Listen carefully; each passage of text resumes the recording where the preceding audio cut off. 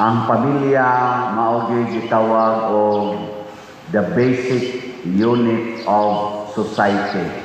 Kung sa ato pa ng lawas, mura na sila mga cells in the body. Magguba gani ang mga pamilya, magguba sad ang katilingban. Mga matay gani ang atong mga good cells, unsa may mahitabo sa lawas. Linya imong tupad, na healthy pa imong cells. Healthy. Mailhan man na nimo kay malipayon sad ang lawas. Pero daghan na gani kayong patay nga mga cells. Wana, ang lawas sad magislo, magpingit sa kasakit. Kumusta man ang atong mga pamilya ron sa atong nasod? Healthy o unhealthy? Kinsay mo ingon among pamilya pa dyan, healthy kaayo, taas ang kamot. Kana gani sa healthy pa lang, usa na lang yung isa. Sabot na gyud akong pangutanon, kumusta man atong mga pamilya karon? Holy? Kinsa din mo ingon ang among pamilya pa dyan, healthy pa, holy pa gyud. Taas ang kamot. Wala gyud lang. Nya punan pag ginatog lain pag yung it happy. Kinsa mang pamilyahan din nga healthy pa, holy pa, happy pa gyud. Sa kamot. Astang luoya kun ang atong pamilya dili na healthy, dili na happy, dili na holy, ang ato sang katilingban, ang atong nasod dili na sad healthy, dili na sad holy, dili na sad happy. Nya imagine ninyo unsag kahimtang ang mga tao na dili healthy, dili happy, dili holy. Porting paita. Mao na ang ato rong kahimtang porting lisura. Lisod siya politically, economically, spiritually, socially, ecologically. Murag hurot-hurot yung tanan galisod. Linyay mong tupad. Ina, wa ka maglisod. Wa ka naglisod. Salamat day kayo ninyo ha sa inyong generosity kay inomdo mo atong mga staff din nga usahay mag 4 days ni, usahay mag 6 days. Inana no.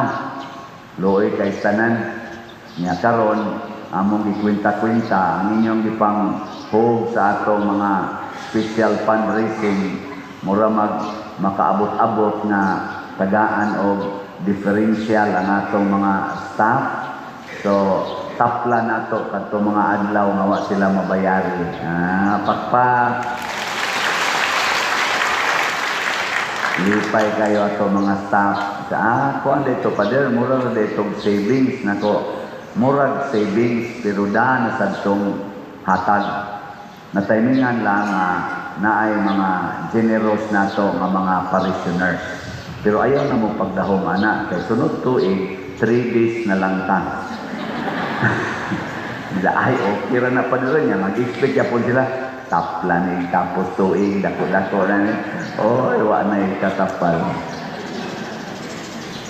Anang, kani manggong pag himo sa pamilya nga balaan mga igsoon mo ipikto sa siya sa atong kinabuhi nga espirituhanon. Dili gyud pwede nga ang ato rang lawas mao'y malipay hasta gyud ang kalag. Pero kung ang ato ra ganing lawas mo itong lipayon, ang resulta mahimo yung alaot ang atong kalag. Nya kung ang atong kalag alaot na, kay naglunang na sa sala, kay nagbisyo ang lawas, mo balik na sa nas lawas, maapektuhan na sad. Sa katapusan yun, ang mag-antos, ang lawas yun. Kung ang kalag, dili na holy, dili na happy, dili na healthy. At karon ang saon man pagpahimo natong happy, holy, and healthy, Sa atong unang duha ka pagbasa, labi na gyud sa Ebanghelyo, gipakita ang mga importanteng buluhaton sa pamilya, mga ginikanan, mga member sa family, hinumdumi gini ninyo, importante kayo ni.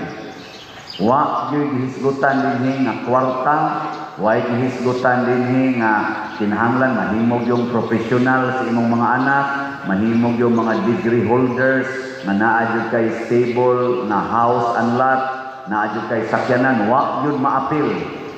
Aning gihisgutan dinhi. Unsa may unang gihisgutan? Sa unang pagbasa, mga anak, tahura ang inyong papa o mama. Ayaw mo pagsupak-supak nila, pagpaulipon mo sa inyong mga ginikanan. Hindutan, nanong nangaminghoy mo. Mao ni Roy batasan sa mga anak. Nya doon na pag may promise, kung inyo ning buhaton mga anak, doon na mo'y taas na kinabuhi o mabungahon na kinabuhi. Long and prosperous life. Mao na saan, para sa mga anak. Nya kay kitang tanan mga anak mangita. Kinsa man ninyo dinhi ang wa gyud makasukol sa ginikanan, taas kamot.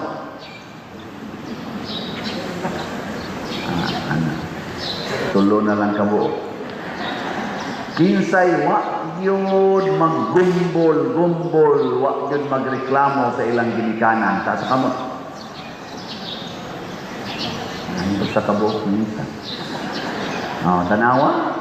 Mauna, mawa ang long and prosperous life para sa mga anak. Ningon pa gani diri, propeta sila, bisan pag giango-ango na ang inyong mga ginikanan, tahura gyud, ayaw gyud tagaig kagol. Bisan pag giango-ango na. Kita rabag ka namang masakito ng ginikanan, mauna no nga gahian mong uwi, kapag lungod mo manaon pa. Bawas na, kita una, ginikanan siya, ikaw bata, ako bagong mo, gahit ikaw, ay, kadako na sana, ikaw bang siguang ka, gahit mo buwi. Bawas-bawas na, di na yun holy, di na yun happy, no?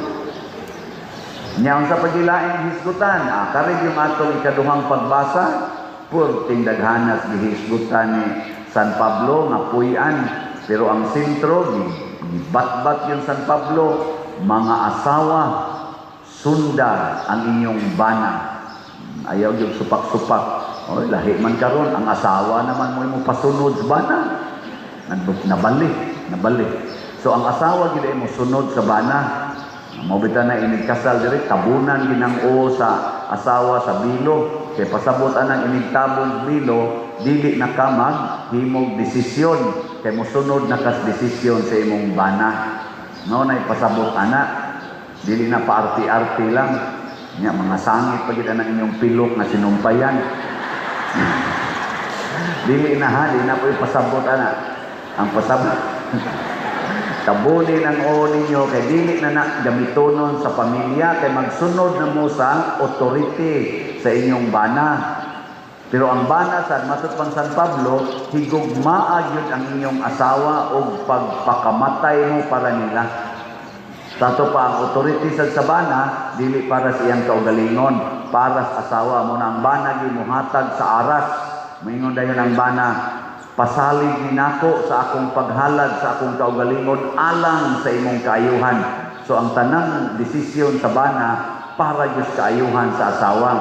Nya haron siguro yun nga kaayuhan sa asawa, mangutana yun ang bana. Unsa may makaayo ni mo dahil inigsulti sa asawa, mao na to'y himuong desisyon sa bana. So ang asawa sunod sa bana, kay ang desisyon sa bana, mao man sad ang gisuggest sa asawa. Nindot no? Nya, nahitabo din sa inyong pamilya. Wow. Nya, dimension sa ni San Pablo, mga anak, kuha niya ang unang pagbasa, tahura gid ang inyong ginikanan. Pero doon na sa siya gisultis ginikanan. Wa man to isulti diri sa unang pagbasa. Matod pang San Pablo, mga ginikanan, ayaw palaguta ang inyong mga anak. Ayaw palaguta ang inyong mga anak. Unsa may makalagot yus anak? Una, kana yung imong yaw-yawan. Bisag natug pa na nga imong yaw-yawan, kamo, mura mo mga baboy, mga animal mo dangko, dugay ka imong matug, dugay ka imong mangmata. Oy, maglagot yun na. Kibot-kibot ang baba na, tabunan pa na sa habol. Ikaduhang makalagot sa mga anak, kana yung sigihan mo sugo, sigihag sugo. So ayaw yung sugoa. Ay sugoa, lipay kay na mga anak-anak. Ayaw sugoa yun. Unsa may mong isulti, dili sugo, unsa man, palihog, hangyo. Dahil, pwede buwaga na nimo imong uyab antik magkay na. Nga, maingon sa dang anak, lamig pa man ma. Pwede next year na lang. Oh, hangyo ba? Hangyo. Okay. Ingat. Oh, ano lang. Di ba? Kaya ka na magong hangyo, doon na siya freedom to say yes or no. Kaysa imo yung i-impose. Dahil pwede kang manglabang, sakit man ako buko-buko ma, o pamangkwitog, pwede ikaw lang. May masaka, okay, rest well. Di ba? Umalipayon kayo yung pamilya. Happy pa, holy pa, yan nakatog man, healthy pa. O, di ba? Nanasanay. Ayaw palagutan. Kung dili gani gusto ang imong anak mo eskwela, ayaw pugsa. Dua alam na. Hangtod mo edad nag-30, pag ginakahumag grade 1. Nga naman si Kristo di ay, ni edad og 30, nisugod na lang siyang public ministry, nakahuman na ito grade 1. Wow, oy. Wa yun. Pero nahimong man of wisdom. Nga naman, kay suod kay sa iyang parents. Tanawa ha? Gipangita siyang Herodes kay Patyon, ang iyang parents, nagdaan niya, tungang gabi. Siging bakwit-bakwit. O ang pinakasentro din mga igsoon, magkuyog bidiay ang mama, ang papa, o mga anak. Magkuyog yun, dili magbuwag. Kaya maunay gibuhat ni Jose, ni Maria, o ni Jesus. Kuyog yun sila. One for all for one. O kung sa may gubaan ng oneness sa mama, papa, o anak, una yun karon cellphone. Ikaduha, computer. Ikatulo, bisyo. Ikaupat, kwarta. Kwarta yun. Kanang kwarta. Sus, mo abroad ko. Sorry ha, sa mga abroad. Pero ako lang yung mentionon.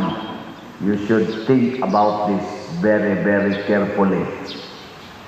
Kaning pag-abroad ng imong anak, maupagani pagkatao, or 1 year pa lang, niya ang mama, di na niya makitaan for another 2 years or 1 year.